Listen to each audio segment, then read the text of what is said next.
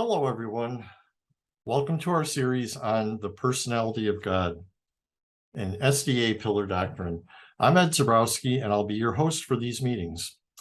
By the way, there's a time limit. Our meetings will only be 35 minutes long, so we're going to have to get right into the presentation. To keep things focused, we won't be opening up live audio or video discussions, but there will be a question and answer at the end. So if you have questions, please write them in the chat, and the presenter will answer those questions after the talk. We'd like you to either send the questions to everyone within the chat or directly to the presenter within the chat. And speaking of the presenter, tonight that's going to be Trent Wilde. He's going to be speaking on the personality of God and SDA Pillar Doctrine. And just give me a minute here while I set up the screen share. And by the way, after the presentation as well, I'll need a minute to end the screen share and we'll move into the chat. Hi, everyone. Welcome to the series. I'm really glad that you're here, and I'm sure you'll be glad that you came as well. Our topic is the personality of God, an SDA Pillar Doctrine. And as you'll see through the series, this is quite Seventh-day Adventist focused. However, whether you're Seventh-day Adventist or not, I think you'll find it very easy to follow, and I think that there's a lot that you'll gain from this. We're going to be introducing you to a way of thinking about God that is very different from what you've probably heard of before. And it will enable you to question certain assumptions that you might not even know that you're making about God and even what God is. So, with that said, there's just one other thing I want to mention about the presentations as a whole, and that is in each talk, we're really only going to be able to give you the tip of the iceberg, as it were.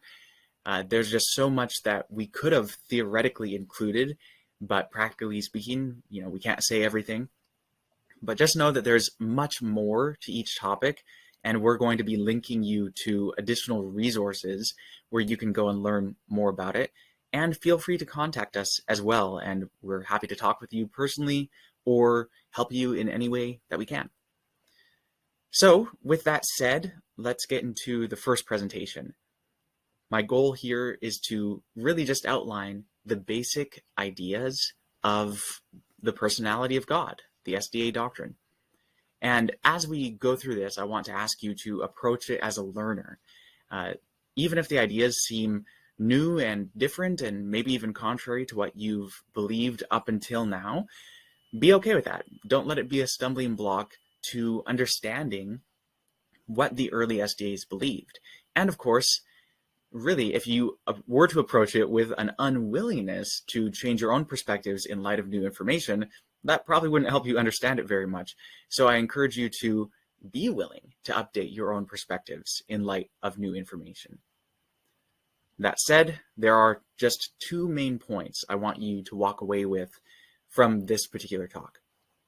First, there was a major doctrine in early Seventh-day Adventism called the personality of God. The second point is I want you to understand what the doctrine is. I want you to be able to say, oh yeah, the early SDA doctrine on the personality of God, that was blah, blah, blah, blah, blah, and be able to just concisely state what it is. And of course, I'll concisely state what it is at the end of the talk, and hopefully it'll just be crystallized in your mind by that point. But the first point first, there was a major doctrine in early Seventh-day Adventism called the personality of God. So we're going to start with a quote from Ellen White. And for those of you who don't know, she was one of the key founders of Seventh-day Adventism. And she's regarded by Seventh-day Adventists as a messenger bearing an inspired message from God. When she made this statement back in 1905, it was understood by everyone, basically, that this is a pillar doctrine, that the personality of God is a major part of Seventh-day Adventist doctrine. But since her time, Seventh-day Adventists have largely forgotten this doctrine. It's very helpful for us that she happened to just plainly refer to it as a pillar doctrine or foundation doctrine at different points in her writings. So this is what she says. Those who try to bring in theories that would remove the pillars of our faith concerning the sanctuary, or concerning the personality of God or of Christ, are working as blind men. So as you can see, there's more here besides just the personality of God. There's also the personality of Christ and other pillars like the sanctuary. But we're going to be focusing here on the personality of God. There is a pillar of the Seventh-day Adventist faith regarding or concerning the personality of God. Another statement at about the same time: extreme views of God and nature undermine the foundation truths of the personality of God and the ministration of angels. So again, there's a lot to say about this, but for now, just note that within Seventh-day Adventism, there is a foundation truth regarding the personality of God. So this next statement is written to John Harvey Kellogg, yes, the guy with the cereal. He was a Seventh-day Adventist, and he and some others toward the end of the 19th century started to, in essence, abandon the established doctrine of the personality of God that we'll be explaining what it is in this talk. And when Kellogg in particular was doing this, Ellen White had a lot to say about it, and she wrote to him and she wrote to others and basically warned people against departing from this doctrine. So this is something that you'll learn a lot more about in the second to last presentation in this series. Teresa, my wife, will be explaining about the Kellogg crisis as it has become known. So this is what Ellen White says to him: "You are not definitely clear on the personality of God, which is everything to us as a people." Okay, so it's a pillar doctrine, a foundation truth, and it's everything to us as a people. So for Seventh-day Adventists, it should be like, wow, okay, this is important. I should make sure to learn what this is. And for non-Seventh-day Adventists, well, just know this is an early SDA doctrine that early Seventh-day Adventists did consider a very big deal. And I think you might understand why as we continue on. Now, one of the other things I want to point out quickly about the three statements we just read is that they, of course, clearly imply that this is something that was widely understood by Seventh-day Adventists. It's not just something Ellen White herself understood. Seventh-day Adventists at large understood it. It was everything to them as a people. This is apparent in their own writings. And what we're going to do now is I'm going to just kind of rapid fire go through just showing briefly several different writings by early SDAs where they teach this doctrine of the personality of God. And this is just such a small sample of what is really there in their writings, but it gives you an idea. Like, yeah, they wrote a lot about this. So first is actually a pamphlet called Personality of God, written by James White, Ellen White's husband, in 1861. It was quite popular among Seventh-day Adventists. They advertised it in their periodicals for years. Very good little tract. Next, J.N. Loughborough. He wrote a book called An Examination of the Scripture Testimony Concerning Man's Present Condition and His Future Reward or Punishment. You gotta love those long 19th century titles. Anyway, as you can see here, he talks about, is God a person? And he writes about it quite plainly. We'll actually be quoting this in a little bit. Another article by A.C. Bordeaux called The Hope That Is in You, also teaching the personality of God. George Amadon, he wrote this tract called, this little article called Moral Image and Moral Likeness, giving an approach to the personality of God, dealing with a couple Hebrew words that are relevant to the topic. D.W. Hull, The Bible Doctrine of the Divinity of Christ, also a clear explanation of the personality of God. Uriah Smith, Mortal or Immortal, Which? And this covers a lot more besides the personality of God, but he has a reasonably lengthy section explaining quite clearly the early SDA doctrine of the personality of God. Rapology Explained by David Arnold. Again, we're going to quote this one later too. Again, it quite clearly teaches what the personality of God is. R.F. Cottrell, Man Made in the Image of God. Another article on the same subject. This is G.I. Butler, an article called Has God Ever Been Seen? Also, again, about the personality of God. God Is by J.H. Wagner, yet another article on the personality of God. And finally, for our examples, The Personality of God by D.M. Canwright. We'll come back to this one. It's a very important series of articles, actually. Okay, so hopefully that should establish clearly enough that there was this early SDA doctrine called the personality of God. It was a pillar, it was a foundation, it was widely understood, and early SDAs wrote a whole lot about it. So now we go to our second main point. What is the doctrine? What is it? What is the personality of God? Upon first hearing it, you might think, oh, personality of God. Is that like maybe God's psychological dispositions or God's character, what God is like in personal relationships? Is that what it's about? Turns out, no, that's not what it's about at all. Another thing that you might wonder is, okay, is this like, oh, God is a personal God? In monotheistic religions, it's typically considered that God is personal in the sense of being conscious, in the sense of having interests and goals and maybe caring about humans, for example. That's one idea of what it means for God to be personal that many Christians hold. But it turns out that's not what early SDAs were talking about either. And this is very apparent in their literature, as we will see. On one hand, they clearly talk about the personality of God as being something that people of other faiths, even Christian faiths, deny. Clearly, other Christian faiths don't deny that God is conscious and has intentions and all of that. Another factor is just how clearly they explain what they mean by the personality of God. So that's what we're going to get into. We're going to read their own statements where it's apparent what they mean by saying that God is a person. And that's what it is. It's the person of God, the personality of God. Today we might actually say the personhood of God. It's the same idea.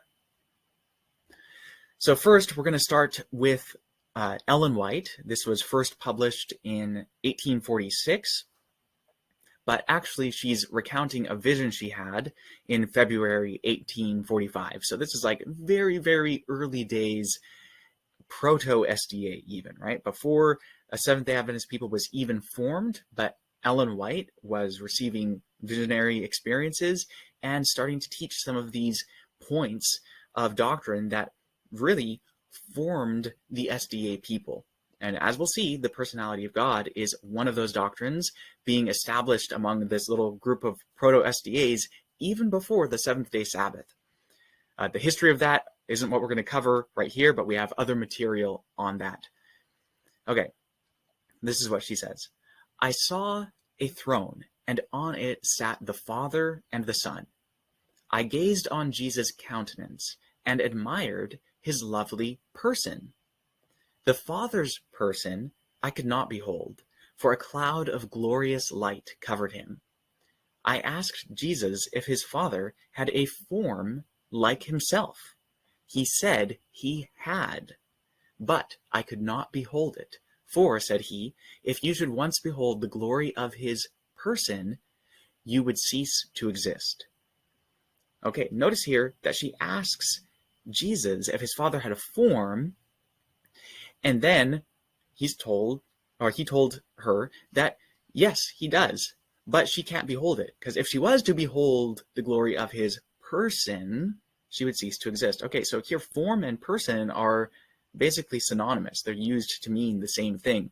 And of course, she gazes on Jesus' countenance and admires his lovely person. So it's something that's visible. God's person she could not behold, not because he doesn't have a person, but because a cloud covered it. Anyway, a lot more could be said to point out all the details, but you get the idea. Oh, God's person is God's form. In early writings, page 77, she recounts a similar thing. She says, I have often seen the lovely Jesus, that he is a person. I asked him if his Father was a person and had a form like himself. Said Jesus, I am in the express image of my Father's person. I have often seen that the spiritual view took away all the glory of heaven, and that in many minds the throne of David and the lovely person of Jesus had been burned up in the fire of spiritualism. Okay, so here again, person, form, Okay, we're getting the idea that to be a person is to have a form, to be someone who is a physical being, as we'll see. And we'll also see that spiritualism is viewed as undermining the personhood of God. Spiritualism today, often people think of it quite narrowly. Early SDAs had a far broader definition of spiritualism, including views that portrayed God and Jesus as beings without forms. So we can understand a little bit more from the next statement, actually, by an early SDA named David Arnold in the article Rapology Explained. Look at what he says. Spiritualism has commenced with the supreme ruler of the universe and incorporated into its creed that he is without body or parts, while the word says that he is a person, has hands, feet, eyes, ears, a heart, etc., that he handles, walks, sees, speaks, breathes, and sits upon a throne. Moses tells us in the record of the creation that God created man in his own image. Now, this is not, as spiritualizers tell us, in the image of his purity or holiness, for these are not tangible shapes or forms of which images can be created. Paul also tells us, Hebrews 1:3, that Christ is the express image of his Father's person. Okay, a lot to point out, but we just don't have time for me to point out everything. Hopefully, you can see how plainly he's declaring that, hey, God is a person, and to be a person means to have all these body parts, to be a real physical being.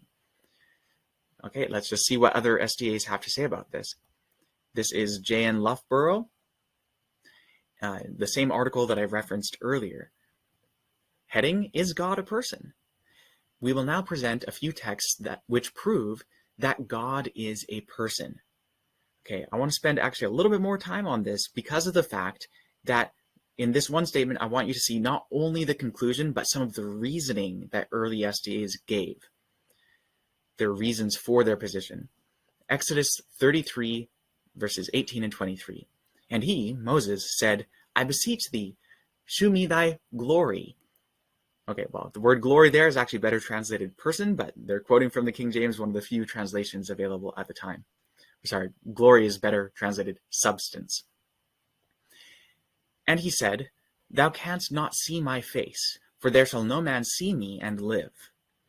And the Lord said, Behold, there is a place by me, and thou shalt stand upon a rock. And it will come to pass that while my glory passes by, that I will put thee in a cleft of the rock, and I will cover thee with my hand while I pass by.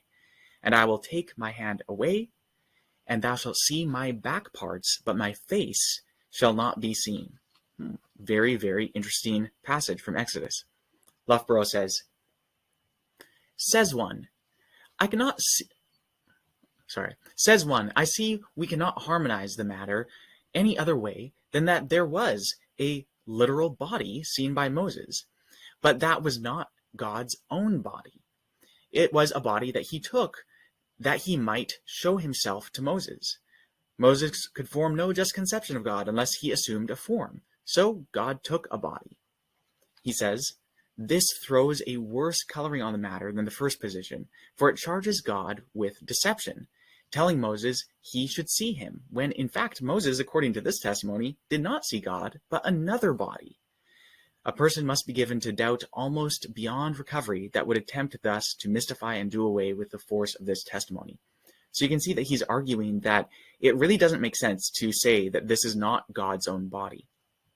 It must be God's own body. Otherwise, God is really just deceiving Moses. He also then quotes Daniel, which speaks of God as having hair and a head and wearing clothes. And he says, this personage is said to have a head and hair. This certainly would not be if he was immaterial and had no form. We now see the scriptures clearly teach that God is a person with a body and a form. Okay, so we're getting a really clear idea now of what is meant by God being a person, the doctrine of the personality of God. Okay, so now we're going to go to another article. This is the one I mentioned earlier from D.M. Canwright, and I mentioned that it's a really important article. On one hand, it's important just because it so clearly explains the doctrine. On the other hand, it's important because James and Ellen White actually helped Canwright personally with this article. This is a little notice written by James White in the Review and Herald in the issue just before the first issue of Canwright's series, The Personality of God. And in it, he explains that Mrs. White, that's James White's wife, and he himself, James White, met with Canwright, and they assisted him with several articles, revising a book called The Bible from Heaven, and with his articles, The Personality of God, and on these other subjects. But the personality of God is the key thing that we're focusing on in this talk. So they personally assisted him with this. Very telling for like, okay, this wasn't just Canwright's own view, this was the view widely held by other Seventh-day Adventists, including James White and Ellen White. Okay, so what does he say about the personality of God? God is a real person, having a body, form, and local habitation. Man is made in his image. The God of the Bible is not a mere principle, an essence or soul of the universe, but he is a real, personal being, having a body, form, shape, and a local habitation, a throne, etc. But let us listen first to what the creeds say of him. The Methodist discipline, in its Articles of Religion, Article 1 says, "There is but one living and true God, everlasting, without body or parts." The Articles of Faith of the Episcopal Church are even worse. Article 1 says, "There is but one living and true God, everlasting, without body, parts, or passions." Other creeds go still further and say that he is without center or circumference. In all candor, I submit that such a description of God annihilates him entirely. He has no body, no parts, no passions, dwells nowhere in particular, has no center, no circumference. If a man were called upon to describe a non-entity, he could not do it in more perfectly than done in the above language. So quite clearly, he's explaining what the personality of God is. God is a material being with body, parts, and passions, and the rest of it. Okay, quite fascinating. Moving forward now to the third article in his series, this statement goes a little bit beyond just the personality of God. Notice what he says. Now, what is the meaning of the word person? It seems that on so simple a word as this, there could be no mistake. It does not and cannot mean an immaterial, intangible, shapeless, formless essence. It always means an intelligent being with a body, shape, and form. So in addition to the doctrine of the personality of God, there's also a doctrine here of personhood in general. What does it mean to be a person? And they applied this not just to God, but also to Jesus and humans, and the list goes on. Just keep that in mind for future presentations. Okay, we already read something from Ellen White, a couple things earlier on the personality of God, but I wanted to show you just another statement just to say, hey, there's more. It's not like there were just a few statements very early on. Well, obviously we read some from even the beginning of the 20th century, but hey, she says a lot about this. She talks about it quite a lot. She says that Jesus represented God not as an essence that pervaded nature, but as a God who has a personality. Christ was the express image of his Father's person. Okay, so quite plain. So let's recap these two main points. First, there was a major doctrine in early Seventh-day Adventism called the personality of God. Second, the doctrine itself is that God is a material person, a physical body whose shape is like that of humans. So these are the two main points. Okay, so just a little bit more here. Why does this matter? Well, we'll see why it matters a lot more as the series goes on. In different presentations, again, we're approaching it from different angles, and you'll see that this doctrine is not some standalone doctrine with no bearing on anything else. It actually has a huge impact on many, many other subjects. And even in the series, we're only touching a little bit of it. But one thing that I'll mention is that understanding this different view of God, if God is a material being rather than an immaterial being, if he's a being with a body and parts and passions, as opposed to being a being that is really outside of space and time, it actually puts the discussion about the existence of God on a completely different footing. If you really examine the arguments both for and against the existence of God that are popular today, they assume and even depend upon God's immateriality, the idea that God is prior to all matter and that he himself is fundamentally non-physical. This is completely changed if God is actually a material person. The other discussion is fine to have, but it really has no bearing on whether a material God exists. So in any case, very, very interesting. We don't have time to read this, unfortunately, but this is a statement by D.W. Hull in a little article called Similarity of the Doctrines of Modern Churches and Those of Infidels, in which he essentially points out that to say that God is without a body and parts is to say that God is nothing. It's logically equivalent. If God has no materiality, God is non-existent. He is nothing. And that you can't really give a better description of nothing than how the Christian creeds describe the existence of God. And I'll just read the last line. An atheist can join a church with such articles of faith as these and not violate his views of God in the least. Okay, so it gives you a little bit of why this might be very important. Okay, additional resources. I'll just recommend 2 articles, James White's article, Personality of God, and Canwright's series, The Personality of God, both of which are on our website. And you can see there we have a tag, bdsda.com/tag/personality of God. And you'll find these articles and many others, and we continue to add more over time.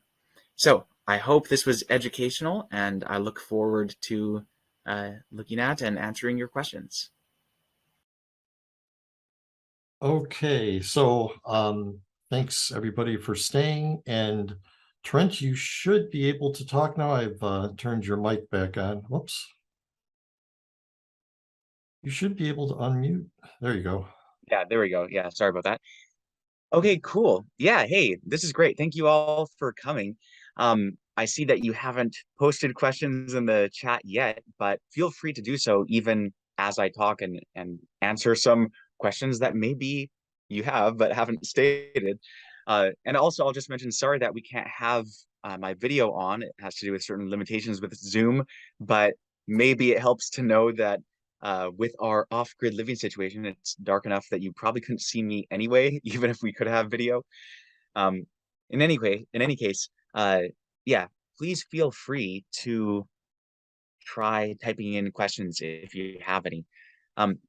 Maybe first, I'll just mention, if anyone here is interested in getting an idea of this whole topic of the personality of God, in a from a broader perspective than just Seventh-day Adventism, I actually made a series of 7 podcasts just within the past couple of weeks, podcasts and their blog articles as well, so you could read it or listen to it, all about this topic, again, from a broader perspective. I'll post the link to it in the chat. This is to a blog article where it has the links to all those 7 articles and podcasts that I mentioned. And then maybe what we'll do is when we upload this as a video to YouTube, we'll also have this in the description. So anyone can go and check out those 7 podcasts and articles. All right, well, hey, since I'm still not seeing questions in the chat, I had thought about some questions that people might have on this subject. And so I figure maybe I'll just answer a question or two that people might have, unless you guys post some, then I'll be happy, of course, to address questions that you might post. So the first thing that I think a lot of people might think of when it comes to this subject, again, the personality of God, the idea that God is a real material being. This was the early SDA doctrine. And they made arguments in favor of this doctrine from ancient Hebrew scriptures and scriptures in the New Testament. And we just saw a little bit of that in the presentation. But a question that a lot of people have in relationship to this is, aren't these passages just God being described in a way that is human-like, or that is, he has a body, just to make him more relatable to us. Isn't it just like anthropomorphic language, not to be taken too seriously or literally or anything like that? And in response to that, I think it's important to realize that while sure, anyone can give that explanation, the problem is that is purely an explanation that is imposed onto the texts. It's never found in the texts. In fact, there is no text in ancient scripture that talks about God not having a body. Okay, I see a comment here. Or a question, would it be a body that is oxygen dependent? Okay, so yeah, I'll address that in just a second here.